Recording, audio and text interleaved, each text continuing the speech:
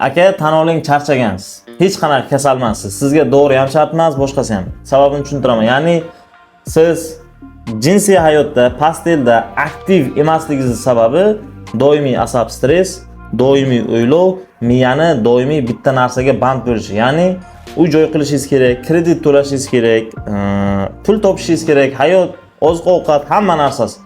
Xo'p, misol uchun siz charchasangiz agar uyga kelganingizda sizga xotiningiz nimadir ortiqcha gap gapirsa, umuman yoqmaydi, to'g'rimi?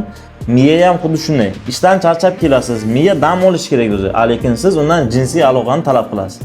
Miya ham nima qiladi? Avtomatik ravishda jinsiy aloqani tez tugatishni xohlaydi. Bo'ldi. Men shu ishni tugataydi, uxlaydigan signalni beradi va avtomatik siz tez bo'shanib qo'yasiz yoki xohish bo'lmaydi sizda. Bu narsa aniq narsa. Bir hafta kuniga 1 soatdan peshkom yurish kechqurun va yaxshi dam olish bu narsani zo'r dorisi. Siz men degan dorini ichib yurib, lekin asab stress doimiy bo'lsa agar bir tiyinlik ta'siri yo'q.